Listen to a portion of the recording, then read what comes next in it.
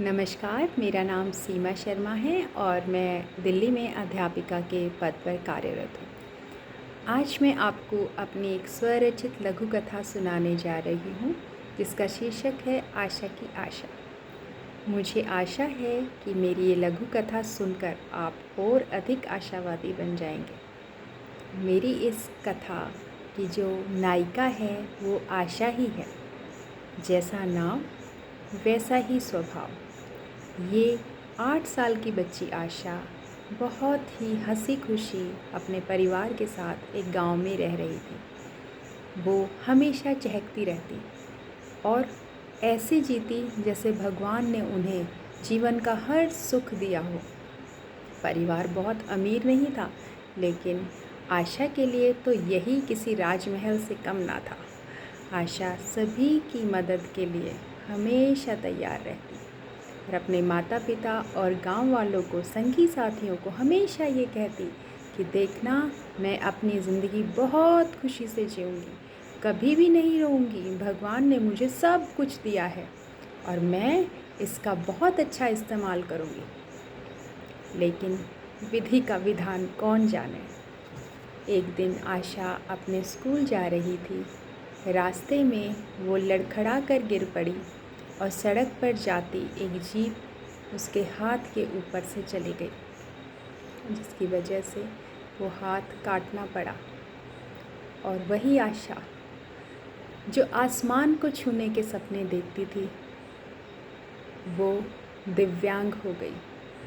माता पिता ने बहुत कोशिश की कि आशा का हाथ किसी तरह ठीक हो जाए, पर उनकी सभी कोशिशों पर पानी फिर गया। लेकिन आशा ने अपनी आशा नहीं छोड़ी।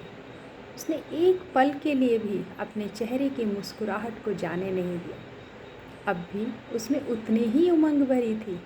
उसने जो अपने जीवन को जीने का प्रण लिया हुआ था, वो अब भी कायम था। वो उसी सफलता के साथ अपने जीवन का यापन करना चाहती थी। आशा के माता पिता के पास गांव भर के लोग आते और कहते, बेचारी बच्ची दिव्यांग हो गई, अब इससे कौन ही शादी करेगा, इसका घर कैसे बसेगा, ये क्या ही करेगी। लेकिन आशा उन सभी से कहती कि देखना, मैं हमेशा खुशी से अपना जीवन जीऊँगी। और हुआ भी यूँ ही। आशा बहुत मेहनत से अपना हर काम अपने उसी एक हाथ से करना सीख गई। उसे देखकर कोई ना कहता कि ये अपना कोई कार्य नहीं कर पाती होगी। वो अपना हर कार्य उसी एक हाथ से करना सीख गई और किसी पर भी बोझ ना बनी। उसके इस गुण की चर्चा दूर दूर तक होने लगी और वही आशा जिसके लिए सभी दया करते थे कि बेचारी बच्ची, उसके लिए रिश्ते आने शुरू हो गए। और रिश्ते भी किसी दिव्यांग के नहीं, भले चंगे हाथ पैरों वालों के आने लगे, क्योंकि सभी आशा के इस गुण से बहुत प्रेरित होते। और वही आशा जो मोहताज बन गई थी, वही आशा आज शान से ब्याही जा रही थी। गांव के सभी लोग खुश थे और आशा की शादी एक अच्छे घर में हो गई। आशा ने वहाँ भी अपने चेहरे की मुस्कुराहट और अपनी मेहनत को अपना हथियार बनाया।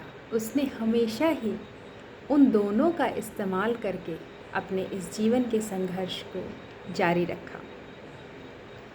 धीरे धीरे आशा के ससुराल वालों को भी उसके गुण इतने भाए कि वो सब आशा को बहुत प्यार से रखते।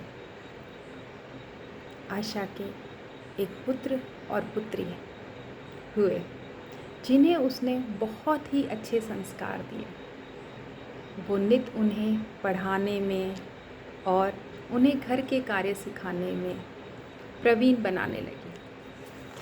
आशा का बेटा बड़ा होकर इंजीनियर बना और उसकी बेटी भी हर परीक्षा में प्रथम आती और वो भी आशा के कदमों पर चलकर एक अच्छी गृहिणी बनी। उसका भी ब्याह कर दिया और जो आशा का पुत्र था उसके लिए भी दूर दूर से अच्छे रिश्ते आने लगे। उसने बेटे का भी रिश्ता कर दिया। आशा और उसके पति बहुत सुख से और संतोष से अपना जीवन यापन कर रहे थे, लेकिन अचानक आशा के पति की तबीयत खराब रहने लगी। उन्हें शुगर की शिकायत रहने लगी और वो धीरे धीरे और बीमार होते चले गए और एक दिन उन्होंने आशा का साथ छोड़ दिया। लेकिन आशा ने अब भी अपनी हिम्मत ना हारी। वो उसी तरह जीती रही जैसे वो तब जीती थी जब उसके दोनों हाथ सलामत थे। आशा ने अपना एक घर बनाया और उसमें रहने लगी। बहू बेटे दूर शहर में जाकर नौकरी करते। उनको एक पुत्र भी हुआ। आशा अपने पोते से बहुत प्यार करती और अपने पोते को देखने अकेली चली जाती, गांव से शहर जाती और अपने पोते के बहुत लाड लटाती और कहती, बेटा तुझे जो भी चीज़ की ज़रूरत हो तेरी दादी है।